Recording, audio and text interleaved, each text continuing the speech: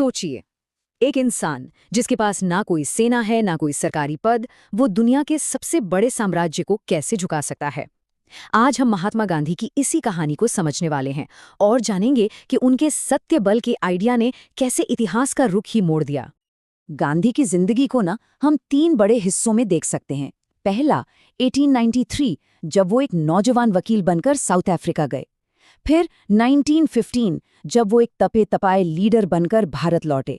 और आखिर में 1948 में उनकी दुखद हत्या। हमारी कहानी इन 3 पड़ावों के बीच हुए उनके जबरदस्त बदलाव की है। तो आगे हम क्या क्या देखने वाले हैं। सबसे पहले एक लीडर का बनना, फिर अफ्रीका में कैसे सत्य बल का आइडिया तैयार हुआ, उसके बाद इस आइडिया ने पूरा देश को कैसे जगाया, फिर आज़ादी की तरफ वो महान सफ़र, और आखिर में हम बात करेंगे अहिंसा की उस विरासत की जो वो पीछे छोड़ गए। तो चलिए कहानी की शुरुआत करते हैं पहले हिस्से से, एक लीडर का बनना। आखिर ऐसा क्या हुआ था कि एक शर्मीला नौजवान वकील एक पॉलिटिको एक्टिविस्ट बन गया। बात है 1893 की। साउथ अफ्रीका में गांधी को सिर्फ इसलिए ट्रेन से धक्के मारकर उतार दिया गया क्योंकि वो भारतीय थे। ये सिर्फ एक बेइज्जती नहीं थी, ये वो चिंगारी थी जिसने आग लगा दी। उसी पल ने उनके अंदर अन्याय के खिलाफ लड़ने का इरादा पक्का कर दिया और एक प्राइवेट लॉयर को पब्लिक लीडर बना दिया। साउथ अफ्रीका गांधी के लिए एक तरह से एक लैब बन गया।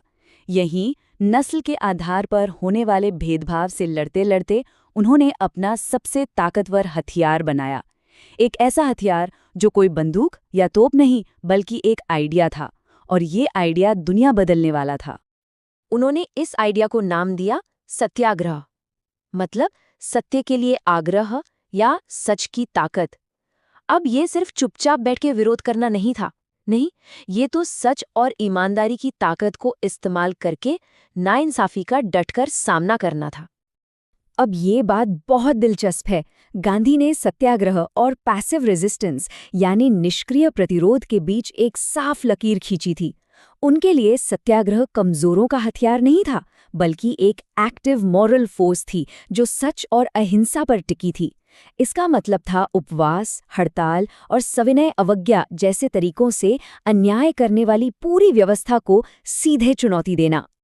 और उन्होंने साउथ अफ्रीका में करीब 20 साल तक अपने इन तरीकों को आजमाया। 1894 में नेटल इंडियन कांग्रेस बनाकर लोगों को जोड़ा, इंडियन ओपिनियन अखबार से अपने विचार फैलाए और भेदभाव करने वाले कानूनों के खिलाफ एक के बाद एक आंदोलन किए। 1913 का द ग्रेट मार्च तो एक मिसाल बन गया। ये सब भारत की बड़ी लड़ाई के लिए एक तरह की तैयारी थी। तो अब साल है 1915। गांधी भारत वापस आ चुके हैं और सबसे बड़ा सवाल ये है कि जो तरीके साउथ अफ्रीका में कामयाब हुए थे, क्या वो भारत में ब्रिटिश राज जैसी विशाल ताकत के सामने भी टिक पाएंगे? भारत आते ही गांधी ने अपने सत्याग्रह को टेस्ट करना शुरू कर दिया। सबसे पहले 1917 में बिहार के चंपारण में किसानों को जबरदस्ती नील की खेती से आज़ाद कराया। फिर 1918 में गुजरात के खेड़ा में सूखा पीड़ित किसानों का टैक्स माफ करवाया, और उसी साल अहमदाबाद में मिल मजदूरों को 35% ज्यादा मजदूरी दिलवाई। एक के बाद एक 3 बड़ी जीत। इससे ये साफ हो गया कि उनका तरीका वाकई काम करता है। चंपारण की जीत का असर इतना गहरा था कि गुरुदेव रवींद्रनाथ टैगोर ने उन्हें महात्मा यानी महान आत्मा की उपाधि दी, और ये नाम हमेशा के लिए उनके साथ जुड़ गया। अब इन छोटी छोटी जीतों से जो आत्मविश्वास मिला, उसके दम पर गांधी ने एक बहुत बड़ा कदम उठाया। उन्होंने अपना पहला देशव्यापी आंदोलन शुरू किया, असहयोग आंदोलन।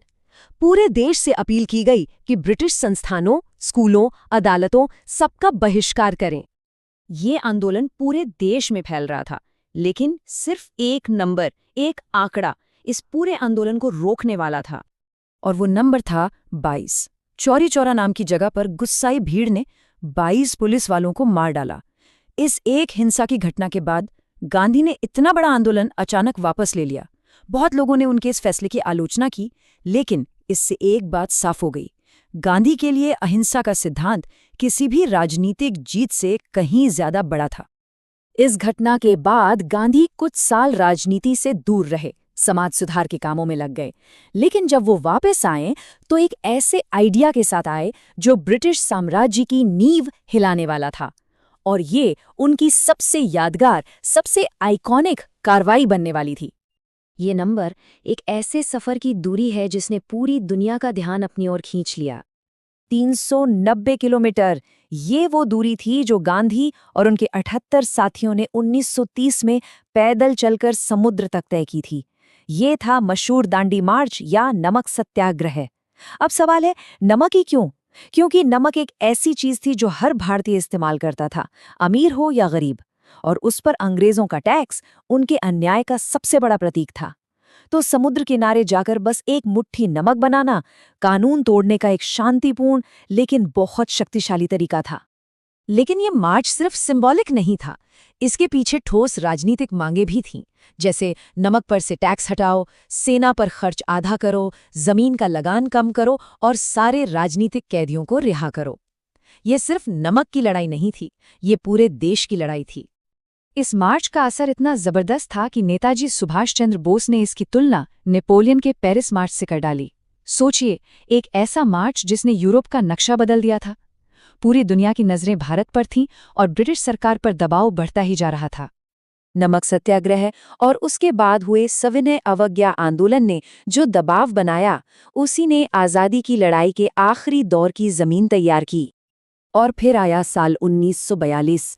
दुनिया में दूसरा विश्व युद्ध चल रहा था और गांधी को लगा कि अब निर्णायक लड़ाई का वक्त आ गया है। उन्होंने भारत छोड़ो आंदोलन का ऐलान किया और देश को एक नारा दिया, करो या मरो। मतलब या तो आज़ादी हासिल करो या इस कोशिश में जान दे दो। ये अंग्रेजों के लिए सीधा और आखिरी संदेश था। आखिरकार अगस्त 1947 में भारत आज़ाद हो गया, लेकिन ये एक टूटी हुई आज़ादी थी जिसके साथ बंटवारे का दर्द और हिंसा जुड़ी थी। गांधी ने अपनी जिंदगी के आखिरी दिन इसी हिंसा को रोकने में लगा दिए, शांति के लिए अनशन किया और फिर 30 जनवरी 1948 को शांति के इसी पुजारी की एक कट्टरपंथी ने गोली मारकर हत्या कर दी। सोचिए, मोहनदास गांधी, एक ऐसा इंसान जिसके कंट्रोल में कोई सेना नहीं थी, जिसके पास कोई सरकारी पद नहीं था, उसने सिर्फ सच की ताकत के दम पर करोड़ों लोगों को एक किया और एक साम्राज्य को चुनौती दे डाली। और यहीं पर आकर ये कहानी हमें बहुत बड़े सवाल के साथ छोड़ जाती है कि एक लीडर बिना हथियारों के कैसे लड़ता है। गांधी की जिंदगी शायद इसी सवाल का जवाब है कि दुनिया का सबसे ताकतवर हथियार कोई चीज नहीं बल्कि एक आइडिया हो सकता है।